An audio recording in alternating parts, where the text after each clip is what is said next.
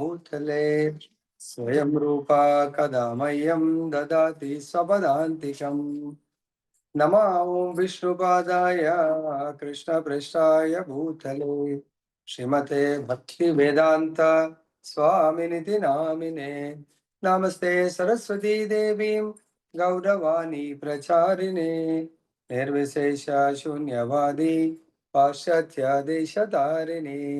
जय श्री कृष्ण चैतन्य प्रभु नित्यानंद श्री अद्वैत गदाधर श्रीवासदि गौरभक्त वृंद। हरे कृष्णा कृष्ण कृष्ण हरे हरे, हरे राम राम राम हरे हरे। श्रीमद् भगवद गीता की जय। श्री श्री राधा रमन लाल की जय। जगन्नाथ बलदेव सुभद्रा महारानी की जय। गौर निताय भगवान की जय। समावेत भक्तवृंद की जय। जगत गुरु श्री ప్రభుపాద్ की जय। श्री श्रीपाद गुरु महाराज की जय। సో ఈ రోజు మనము భగవద్గీత మొదటి అధ్యాయాన్ని ప్రారంభించే ముందు మరి ఒకసారి భగవద్గీతలో భగవంతుడు ఏం బోధించారు, 700 శ్లోకాల్లో మనం ఏమి నేర్చుకోబోతున్నాము, ఏం చర్చించబోతున్నాము అనే విషయాన్ని ఒక్కసారి మనము చర్చిద్దాము. భగవంతుడు 700 శ్లోకాల్లో ముఖ్యంగా 5 అంశాల గురించి చెప్పారు. వాటి మధ్య సంబంధం గురించి బోధించారు. వాటి గురించి తెలుసుకుందాము. 5 విషయాలు ఏంటంటే ఆత్మ, పరమాత్మ, ప్రకృతి, కాలము, కర్మ. సో ఇక్కడ మనము ఆత్మ సంబంధం అన్నప్పుడు ఆత్మ పరమాత్మకు ఎటువంటి సంబంధం ఉంది? ఆత్మ పరమాత్మకు 5 రకాలైనటువంటి సంబంధాలను భగవంతుడు మనకు వివరిస్తున్నారు. ఒకటి శాంత రస సంబంధము, 2 దాస్య స్థితి అంటే మనము భగవంతుడికి సేవకుల్లాగా, 3 భగవంతుడికి మిత్రుడు అంటే దాన్ని సాఖ్య స్థితి సంబంధం అంటారు, 4 వాత్సల్య అంటే భగవంతుడికి మనము తల్లి తండ్రుల లాగా సేవించటము, 5 భగవంతుడికి ప్రియులలాగా అంటే ప్రియురాలలాగా భగవంతుని సేవించడం. ఇది ఆత్మ గురించి, ఆత్మ యొక్క స్థితి గురించి మనకు చైతన్య చరితామృతంలో కూడా చెప్తారు. జీవేర స్వరూపహయ కృష్ణేర నిత్యదాస్. జీవుడి యొక్క స్వరూపము నిత్యము నిరంతరము భగవంతుడి యొక్క సేవకుడు. 2వది పరమాత్మ. పరమాత్మ అన్నప్పుడు మనకు భాగవతము 1వ స్కందము 3వ అధ్యాయము 28వ శ్లోకంలో మనకు బోధిస్తున్నారు భగవంతుడు. ఏతే చాంశకల పుంసః కృష్ణస్తు భగవాన్ స్వయం. పరమాత్మ అంటే భగవంతుడు.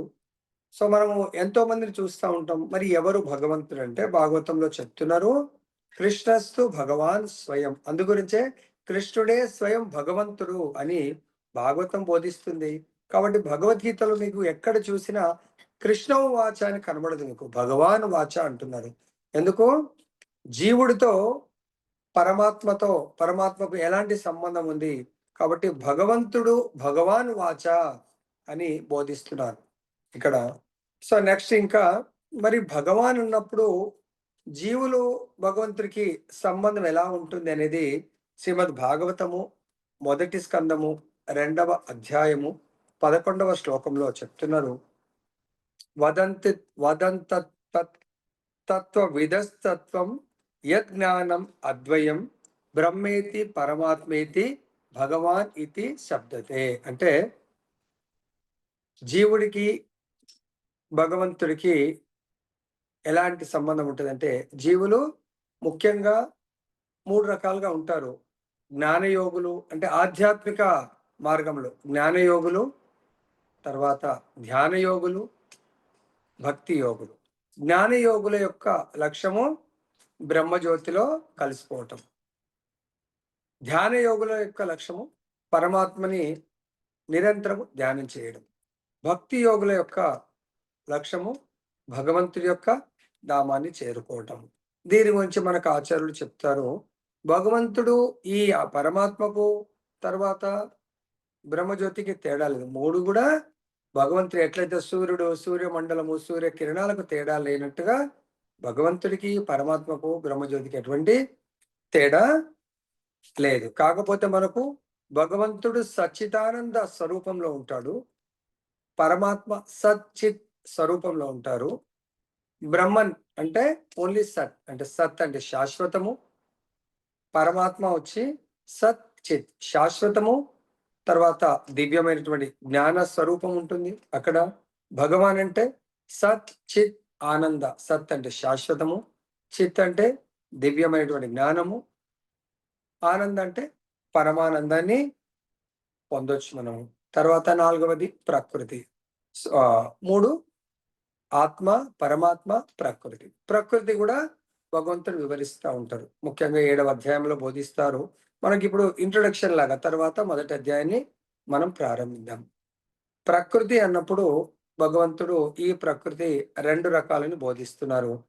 ఒకటి ఆధ్యాత్మిక ప్రకృతి, 2 భౌతిక ప్రకృతి.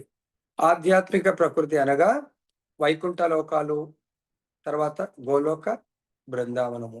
భౌతిక ప్రకృతి అనగా మళ్ళీ అగైన్ 2 రకాలు. ఒకటి ఉన్నత ప్రకృతి, 2 న్యూన ప్రకృతి. ఉన్నత ప్రకృతి అంటే ఆత్మ, న్యూన ప్రకృతి అంటే పంచభూతాలతో కూడుకున్నటువంటి ఈ భౌతిక ప్రకృతి. ఈ పంచభూతాలతో కూడుకున్నదే మన యొక్క దేహం కూడా. అంటే మనము చూస్తున్నటువంటి ఈ దేహంలోనే 2 ప్రకృతులు ఉన్నాయి.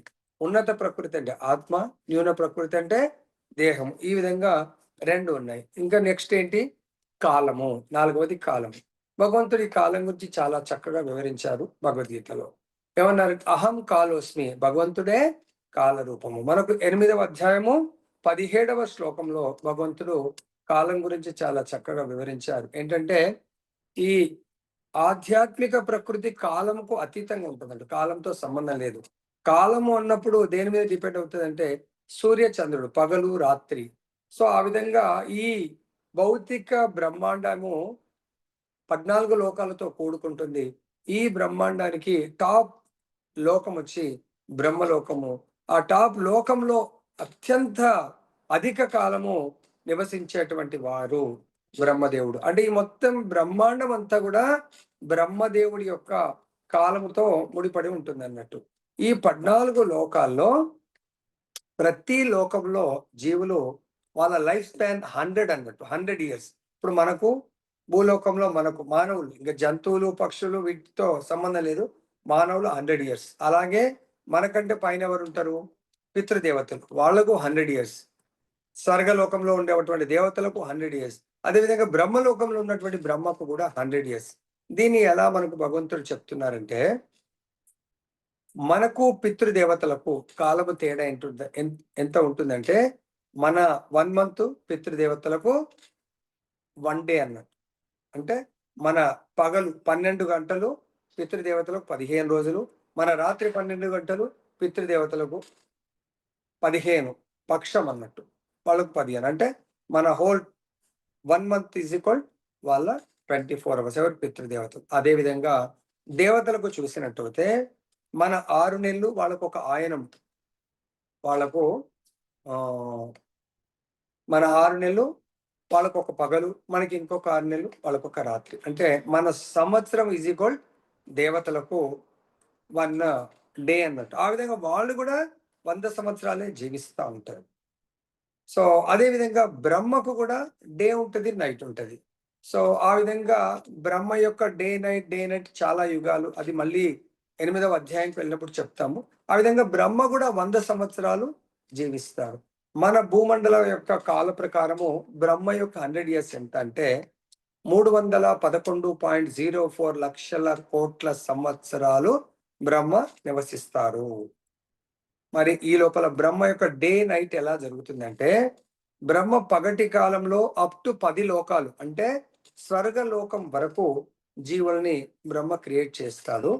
ఎప్పుడైతే బ్రహ్మ యొక్క ఈవినింగ్ రాత్రి సమయం ప్రారంభమవుతుందో అప్ టు స్వర్గలోకం 10 లోకాలు ప్రళయానికి గురి అవుతాయి. ఇది కాలము చేస్తూ ఉంటుంది. మరి మనము ఈ కాలానికి అనుకూలంగా మనము తిరిగి పునరపి జననం, పునరపి మరణం. మనం కూడా ఈ దేహం మనం చూస్తున్నాం. ఈ దేహము కాలముతో పాటు 6 రకాల మార్పుల్ని చెందుతూ ఉంటుంది అన్నట్టు. అర్థమైందా? సో కాబట్టి ఈ 6 రకాల మార్పులంటే జన్మిస్తాము. జన్మించడానికి ముందు గూడా 9 నెలలు కాలంతో ముడిపడి ఉంటుంది. ఒక జీవి తల్లి గర్భంలో వచ్చిందంటే 9వ నెల అయిపోగానే ఆ మానవుడు బయటకొస్తాడు అని కాలం నిర్ణయిస్తుంది. దాని తర్వాత పెరుగుతా ఉంటాడు కొంతకాలం. తర్వాత పెరుగుదల ఆగిపోయి అలానే స్థితమవుతాడు. తర్వాత ఈ దేహము ఇంకొక దేహానికి పునరుత్పత్తి. దాని తర్వాత క్షీణిస్తా ఉంటుంది. లాస్ట్‌కు నశించిపోతుంది. అంటే మన 100 ఇయర్స్ లైఫ్ స్పాన్ లోపల ఎప్పుడన్నా నశించుకోవచ్చు. ఇది కాలము. దీన్ని కాలాన్ని భగవంతుడు చాలా డీటెయిల్‌గా మనకు భగవద్గీతలో వివరించారు. మరి కాలాన్ని ఎవరు ఏ విధంగా సద్వినియోగపరుచుకోవాలా? బ్రహ్మ గూడా మళ్ళీ ఆయనకు గూడా మృత్యు ఉంది అన్నప్పుడు మనకు గూడా మృత్యు ఉంది. బ్రహ్మకు మృత్యు ఉంది. మళ్ళీ మనం జన్మ తీసుకోవాలా? జన్మ తీసుకొని ఎవ్వరు గూడా భగవద్గీతలో చెప్తున్నారు సుఖంగా ఉండరు. జన్మ, మృత్యు, జరా, వ్యాధి, దుఃఖ, దోష అనుదర్శనం. ప్రతి ఒక్కరు ఈ దుఃఖాలనే అనుభవిస్తా ఉంటారు. ఎటువంటి దుఃఖాలవి? జన్మము అనే దుఃఖము. మరణం మనందరికీ మనకైతే తెలియదంటే ఇతరుల మరణాన్ని చూసి ఎంత దుఃఖమో మనం అనుభవిస్తున్నాము. తర్వాత ముసలితనాన్ని ఎవరు ఆనందపడరు. అది కూడా దుఃఖమే. వ్యాధులు దుఃఖమే. ఇవన్నీ కూడా మనకు భగవద్గీత ద్వారా భగవంతుడు ఈ దుఃఖాలను నిరంతరం అనుభవిస్తా ఉంటాం. దుఃఖాలయం అశాశ్వతం. ఈ భౌతిక ప్రపంచాన్ని దుఃఖాలయం అశాశ్వతం అన్నారు. మరి ఈ దుఃఖాలయం నుంచి సుఖాలయము శాశ్వతాలయానికి వెళ్ళాలంటే భగవంతుడి యొక్క వైకుంఠ ధామము, గోలోక ధామము. దాని కొరకు మనకు భగవంతుడు నెక్స్ట్ ఏం చెప్తున్నారు? కాలం తర్వాత కర్మ. మరి ఈ దుఃఖాల నుంచి మనం తప్పించుకోవాలంటే మనం ఎటువంటి కర్మలు చేయాలి? కర్మలు అనేసరికి భగవంతుడు 3 రకాల కర్మల గురించి బోధించారు భగవద్గీతలో. ఏంటవి?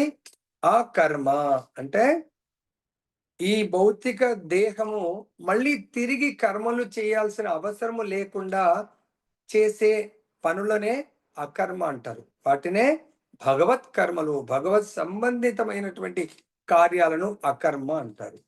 ఇంకా రెండవది కర్మ అంటే మనం మళ్ళీ కర్మ అంటే ముఖ్యంగా పుణ్యకర్మలు. తిరిగి వాటి ఫలాలను మనము ఉన్నత స్థితిలో అనుభవించొచ్చు. మేబీ స్వర్గలోకంలో గూడా మనము నివాస యోగ్యము భగవంతుడు కల్పించొచ్చు పుణ్యకర్మల వల్ల.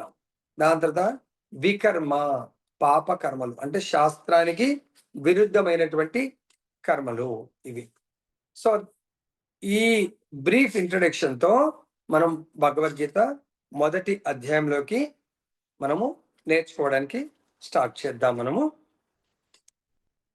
ముఖ్యంగా మహాభారత యుద్ధము రావడానికి కారణము, ఆ యుద్ధ భూమిలో భగవద్గీతను భగవంతుడు బోధించడానికి కారణము. ఈ మహాభారత యుద్ధం రావడానికి, ఆ యుద్ధము వల్ల ఎవరు విజయాన్ని, ఎవరు పరాజయాన్ని పొందబోతున్నారంటే, యుద్ధం రావడానికి కారణము కౌరవులు, ముఖ్యంగా ధృతరాష్ట్రుడు. మరి వాళ్ళు అధర్మాన్ని ఎందుకు యుద్ధం రావడానికి వాళ్ళు కారకులు? వాళ్ళు ముఖ్యంగా అధర్మాన్ని ఆశ్రయించారు వాళ్ళు. ధర్మాన్ని పక్కన పెట్టి కంప్లీట్‌గా అధర్మము దేని మీద డిపెండ్ అవుతుందంటే స్వార్థం. నేను ఈ దేహాన్ని ఎలా సుఖపెట్టాలి? హౌ బెస్ట్ నేను ఈ దేహంతో సుఖపడాలని ఎవరికైతే ఉంటుందో వాళ్ళు ఇతరుల దుఃఖాన్ని, ఇతరుల బాధలను పట్టించుకోరు. దానికే మనం చూసినట్టయితే పాండవుల జీవితంలో ఈ ప్రపంచమంతా కూడా పరిపాలించే యోగ్యత పాండురాజుకుంది. పాండురాజు రాజుగా ఉన్నారు.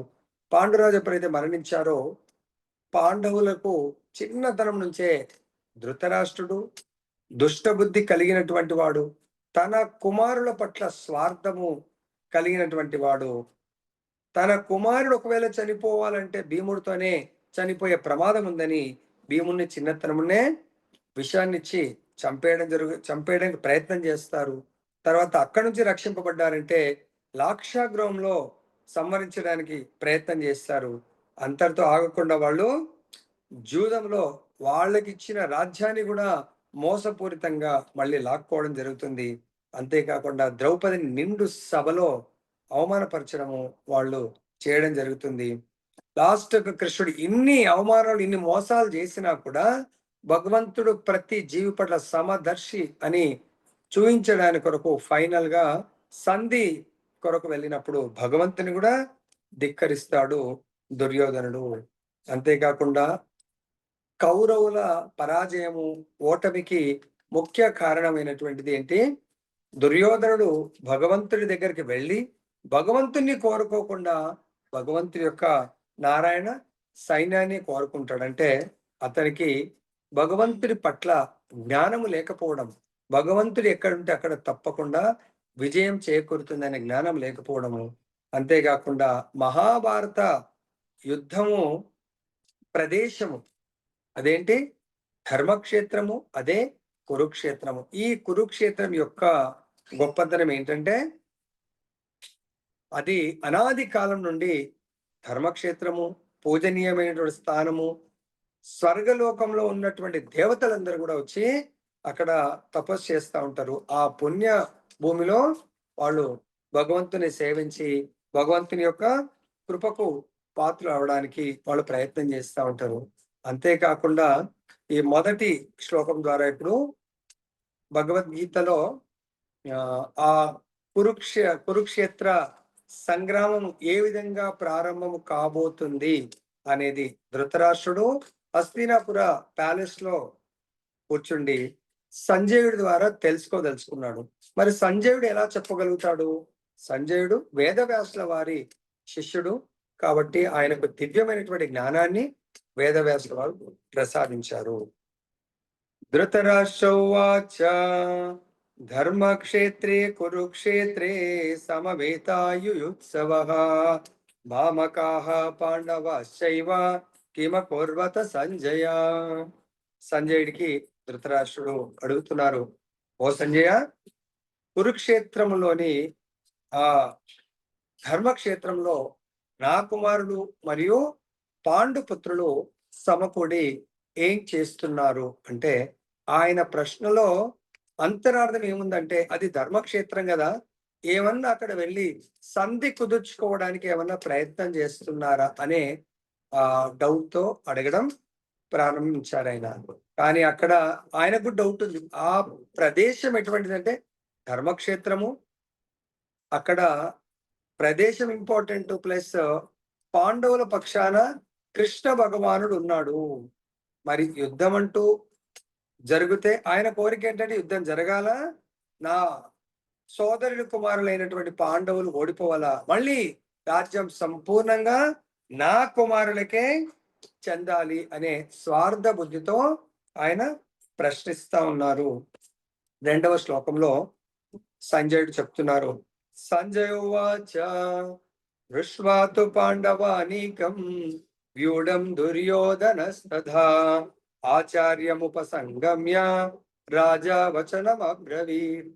సంజయుడు అంటున్నారు, నీ అంటే తన యొక్క రాజు అయినటువంటి ధృతరాష్ట్రుడి యొక్క ఆయన యొక్క డౌట్ అంటే, నా కుమారులు ఏమన్నా సంధికి వెళ్తున్నారు అంటే అటువంటి అవకాశమే లేదు రాజా అని ఆయన యొక్క సందేహాన్ని త్వరగా తొలగించడానికి కొరకు చెప్తున్నారు. ఓ రాజా,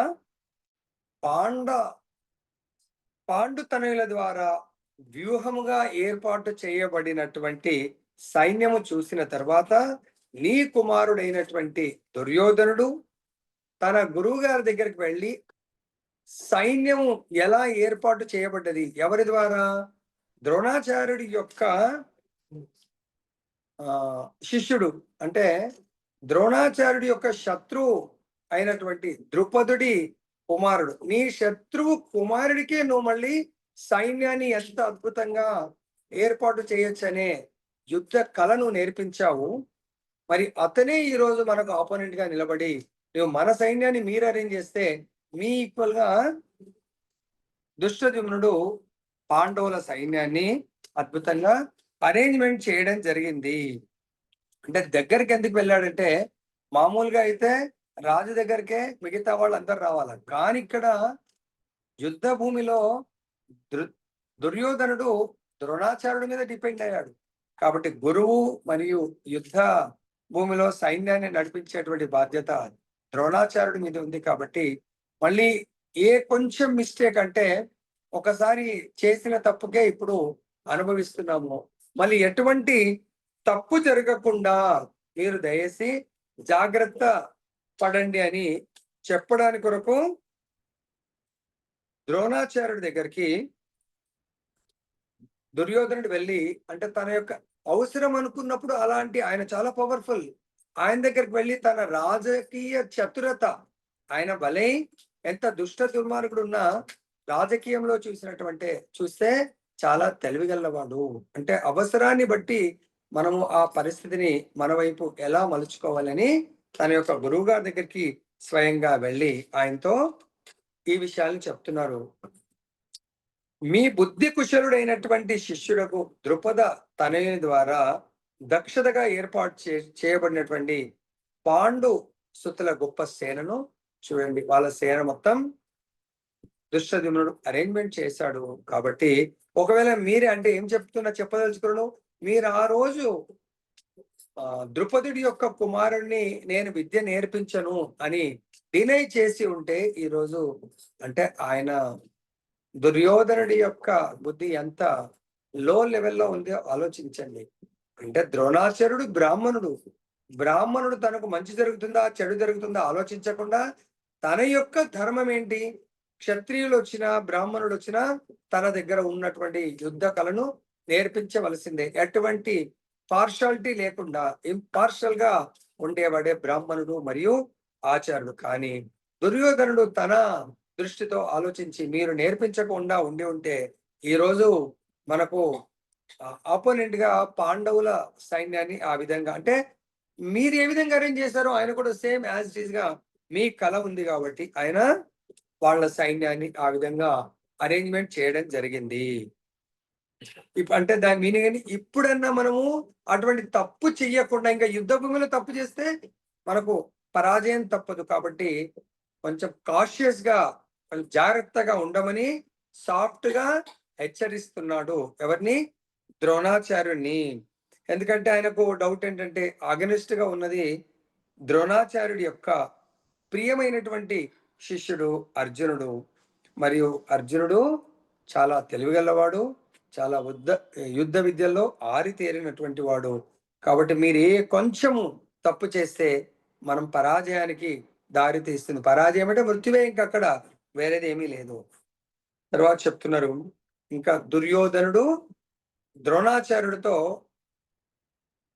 పాండవుల యొక్క సైన్యం గురించి, తన సైన్యం గురించి బోధించడం ప్రారంభించాడు. ఈ విషయాన్ని సంజయుడు హస్తినాపురం ప్యాలెస్ లో కూర్చుండి ధృతరాష్ట్రుడికి బోధిస్తున్నారు. అత్ర శూరా మహేశ్వాస భీమార్జున సమాయుధి యుయుధానో విరాటస్య ద్రుపదస్య మహారథ.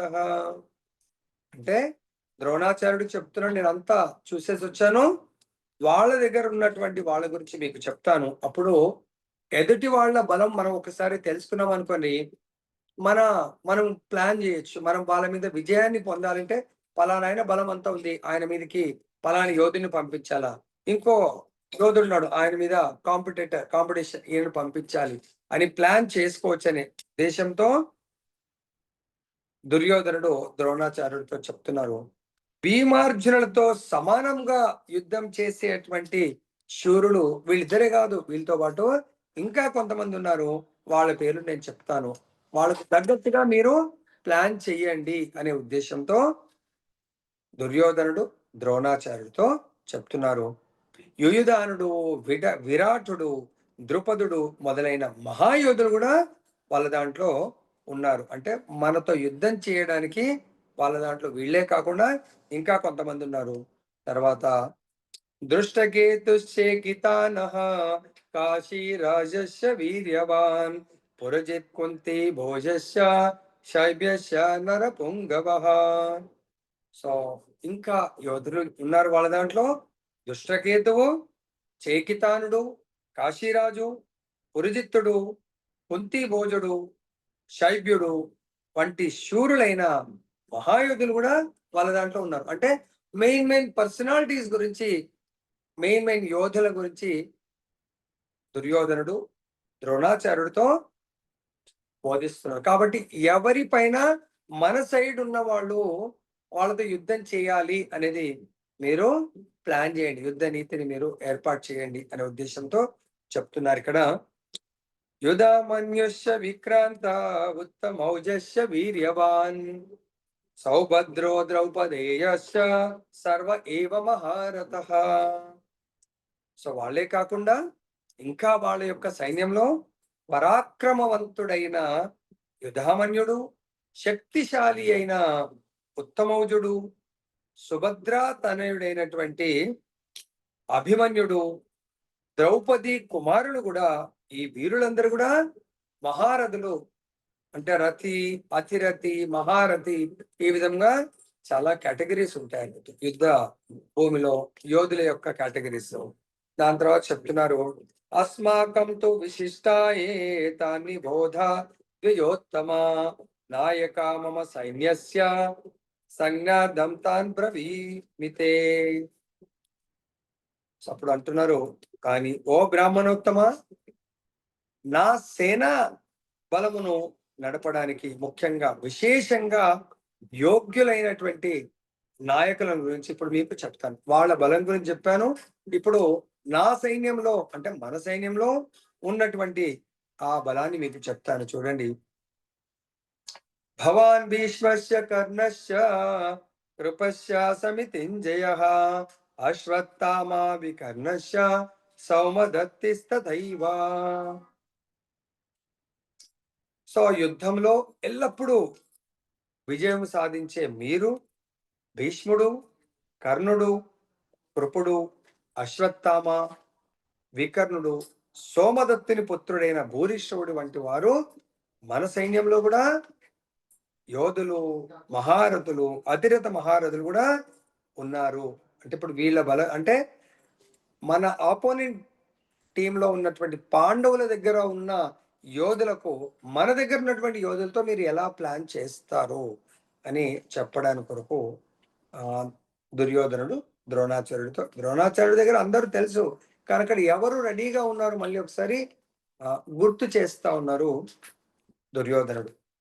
అన్యే చ బహవః శూరా మదర్తే త్యక్త జీవిత నానా శాస్త్ర ప్రవరణాః సర్వే యుద్ధ విశారదా. ఇంకా చెప్తున్నారు, వీళ్ళు ఇంకా నా కొరకు ప్రాణాలను కూడా అర్పించడానికి వచ్చినటువంటి ఇంకా ఇతర యోధులు ఎంతో మంది ఉన్నారు. వాళ్ళల్లో ముఖ్యంగా జయద్రథుడు, కృతవర్మ, శల్యుడు, ఈ విధంగా ఎంతో మంది నా కొరకు ఈ యుద్ధ భూమిలోకి వాళ్ళు విజయము, వీర మరణము అని తేల్చుకోవడానికి రావడం జరిగింది. అపర్యాప్తం తదస్మాకం బలం భీష్మాభిరక్షితం పర్యాప్తం త్విదమే తేషాం బలం భీమాభిరక్షితం. సో ఇప్పుడు బలాల గురించి చెప్పారు. ఇంకా ఆ సైన్యాన్ని నడిపించేటువంటి పవర్ఫుల్ శక్తిమంతుల గురించి బోధిస్తా ఉన్నారు. మన బలము అంటే ఎవరి బలం ఏంటి అని చెప్తున్నారు. మన బలము అపరిమితంగా ఉంది. మనము భీష్మ పితామహుడిచే సంపూర్ణంగా రక్షింపబడుతున్నాము. కానీ పాండవ సైన్యము భీమునిచే జాగ్రత్తగా రక్షించబడుతుంది, కానీ అది పరిమితము. అంటే దుర్యోధనుడు వాళ్ళకు కనబడుతున్నటువంటి ఆ భౌతికమైనటువంటి ఈ దేహాల యొక్క లెక్కలు చేస్తా ఉన్నారు, కానీ ఆధ్యాత్మికమైనటువంటి డైరెక్ట్ పరంధాముడు, పరమేశ్వరుడు, కృష్ణ భగవాను కేటగిరీలోకి తీసుకోలేదు.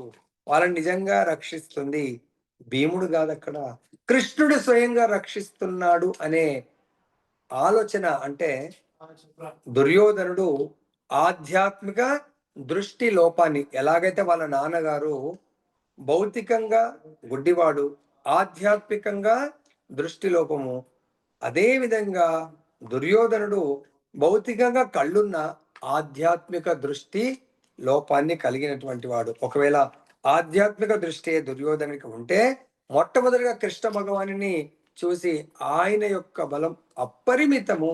భగవంతుడి బలాన్ని ఎవరు క్యాలిక్యులేట్ చేయగలుగుతారు? చేయలేరు. ఆయనేషు చ సర్వేషు యథా భాగమవస్థిత భీష్మమేవాభిరక్షంతు భవంతః సర్వ ఏవహి. ఇంకా చెప్తున్నారు, ముఖ్యంగా మన సైన్యంలో భీష్మ పితామహుడు చాలా ముఖ్యుడు.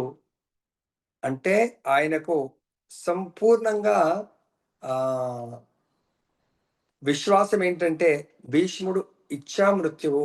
ఆయన అనుకుంటేనే చనిపోతాడు, లేకుంటే చనిపోడు. కాబట్టి ఆ భీష్మ పితామహుడు యుద్ధ భూమిలో ఉన్నంత వరకు మనకు అపజయం అనేది లేదు అని చెప్పి, మళ్ళీ ద్రోణాచార్యుడు ఎక్కడరే మొత్తం భీష్ముడే ఉంటే ఇక నేనేంటి చేసేది అని అనుకుంటాడని, ఆయన చాలా రాజకీయ చతురుడు. కాబట్టి ఎంతైనా ఆయన చాలా గొప్పవాడు. కానీ ఆయన చాలా వృద్ధుడు కాబట్టి ఆయనని మీరు ముఖ్యమైన స్థానాల్లో నిలబడి రక్షించాలా. ఆయన ఒక డైరెక్షన్ లో యుద్ధం చేస్తా ఉంటే ఇంకో డైరెక్షన్ లో ఎవరన్నా ఆయన పైన అటాక్ చేయొచ్చు. కాబట్టి ఆయనని మనము చుట్టూ రక్షిస్తూ ఉండాలి అని ద్రోణాచార్యుడికి సలహా ఇవ్వడం జరుగుతుంది. అంటే రాజు కాబట్టి కొంచెం ఎక్కడెక్కడ ఏ విధంగా మనం వ్యూహాన్ని మనం రచించుకోవాలనేది జాగ్రత్త పడాలి అని చెప్పేసి. అంటే ఇక్కడ చూడండి మన జీవితంలో కూడా దీన్ని ఎలా అనువదించుకోవచ్చంటే ధర్మ, అధర్మము మధ్య యుద్ధము. పూర్వకాలము ఆహ్, అధర్మ పాలకులు అంటే అధర్మాన్ని దానవులు, రాక్షసులు వాళ్ళ ధర్మంగా స్వీకరించి జీవించేవాళ్ళు. ఇంకా దైవీ గుణం ఉన్నవాళ్ళు సాధువులు, సంతులు, దేవతలు వాళ్ళు భగవంతుని చెప్పిన విధానాన్ని నడుచుకుంటూ ధర్మ ప్రకారం జీవించేవాళ్ళు. సత్యయుగంలో ధర్మాత్ములు ఒక లోకంలో, అధర్మపరులు ఒక లోకంలో, లోకమే వేరే ఉండేదన్నాడు. తర్వాత ఎప్పుడన్నా వీళ్ళ యొక్క బలం పెరిగిందంటే వేరే లోకాల పైన యుద్ధం చేసి వాళ్ళ లోకాల్ని వాళ్ళు హస్తగతం చేసుకునేవాళ్ళు. కానీ త్రేతాయుగంకి వచ్చేసరికి ధర్మం, అధర్మ పరులు ఒకే లోకంలో రాజ్యాలు వేరుగా ఉన్నాయి. అదే లైక్ శ్రీలంక రావణుడు సముద్రం మధ్యలో లంకలో ఉండేవాడు. రామచంద్రుడు, దశరథుడు మన అయోధ్య నుండి ఈ భూమండలాన్ని పరిపాలించేవాడు. అంటే ఒక్కో లోకంలో వేరే రాజ్యాలుగా. తర్వాత ధర్మం, అధర్మ యుద్ధము. ద్వాపరయుగం వచ్చేసరికి ధర్మం, అధర్మం నడుస్తుంది. ఎప్పుడైనా ఉంది. కానీ ఒకే ఫ్యామిలీలో, ఒకే రాజ్యంలో ధర్మ, అధర్మం మధ్య యుద్ధం. కానీ భగవంతుడు ఎప్పుడైనా కూడా ధర్మం వైపే నిలబడి ధర్మాన్ని జయింపజేస్తాడు, అధర్మాన్ని నశింపజేస్తాడు. కలియుగం వచ్చేసరికి ఒకే రాజ్యము, ఒకే లోకం కాదు. ఒకే శరీరంలో ధర్మ, అధర్మం పట్ల యుద్ధం జరుగుతా ఉంది. ఎవరికి? దేహమేమో అధర్మాన్ని ప్రోత్సహిస్తుంది, ఆత్మనేమో ధర్మాన్ని కోరుకుంటా ఉంటుంది. కాబట్టి మనము ఈ మన లోపలనే ధర్మ, అధర్మం పట్ల యుద్ధం జరుగుతూ ఉంటుంది. మరి భగవంతుడు వేరే యుగాల్లో అధర్మ పరులు వాళ్ళు ఆత్మ, శరీరంతో సహా వేరేగా ఉండేది. ఇక్కడ చూడండి కౌరవులందరూ అధర్మ పరులు. వాళ్ళందరినీ సంహరించడానికి ధర్మ పరుల పక్షాన భగవంతుడు నిలబడి అధర్మం పక్షాన ఉన్న వాళ్ళందరినీ సంహరిస్తున్నాడు. మరి ఒకే దేహంలో మనము ధర్మ, అధర్మం ఉన్నప్పుడు భగవంతుడు ఎవరిని సంహరిస్తాడు? కాబట్టి చైతన్య మహాప్రభు రూపంలో వచ్చి భగవంతుడు మన లోపల ఉన్నటువంటి యుద్ధం జరుగుతూ ఉంటుంది ధర్మ, అధర్మానికి. హరినామ సంకీర్తన ద్వారా ఇక్కడ భగవంతుడు అర్జునుని రక్షించినట్టుగా మన లోపల భగవంతుడు హరినామం ద్వారా ధర్మాన్ని పాటింపజేసి భక్తుల్ని రక్షిస్తా ఉంటాడు. ఇక్కడ చూడండి, ఇంకా నెక్స్ట్ ఏమవుతుంది ఇక్కడ? తస్య సంజానయన్ హర్షం కురు వృద్ధః పితామహ సింహనాదం వినద్యోచ్చై శంఖం దద్మౌ ప్రతాపవాన్. ఈ విషయాన్ని అంటే దుర్యోధనుడు ఆతృత పడతా ఉన్నాడు. ఎప్పుడెప్పుడు యుద్ధం స్టార్ట్ అవుతుందా, యుద్ధం మొదలవుతే మేము గెలుస్తాము అని. దాని కొరకు ఆ విషయాన్ని పూర్వవృద్ధుడైనటువంటి భీష్మ పితామహుడు గ్రహించి ఇంకా ఇతని ఆతృతకు యుద్ధం ప్రారంభమవ్వాలంటే సింహగర్జన లాంటి సౌండ్ చేస్తూ ఆయన శంఖనాదాన్ని చేశాడు. కానీ ఆ శంఖముల యొక్క ఇన్నర్ మీనింగ్, నాయన నువ్వు గెలవలేవు, ఈ యుద్ధం ఖచ్చితంగా పాండవులే గెలవబోతున్నారు. కానీ అది దాంట్లో వచ్చినటువంటి సౌండ్ నే చూశాడు. కానీ దాంట్లో ఇన్నర్ మీనింగ్ ని దుర్యోధనుడు గ్రహించలేకపోయాడు. ఇతను అనుకుంటే అది చాలా భయంకరం ఉంది, సౌండ్ మాత్రం భీకరంగా ఉంది. కానీ దాంట్లో విజయ సంకేతాలు లేవు. నెక్స్ట్ శ్లోకం. తథా శంకాశ భైర్యశ్చ పనవానక గోముఖ సహసై సహసైవాభ్య హంత హన్యంత స్థుములో భవత్. సో దీంట్లో చెప్తున్నారు, శంఖములు, పనవాకములు, బేరులు, కొమ్ములు మొదలైన ఒక్కసారి మోగించబడ్డావి. ఆ సంఘటిత ధ్వని అతి భీకరంగా ఉంది. అది భయంకరంగా ఉందే తప్ప విజయ సంకేతాన్ని చెప్పడం లేదు. కాబట్టి ఫైనల్ గా యుద్ధం ప్రారంభమవుతున్నప్పుడు కూడా కౌరవులు ఓడిపోతారు అనే సంకేతము భీష్ముడు కూడా తన శంఖనాదం ద్వారా చెప్పడం జరిగింది. హరే కృష్ణ హరే కృష్ణ కృష్ణ కృష్ణ హరే హరే, హరే రామ హరే రామ రామ రామ హరే హరే.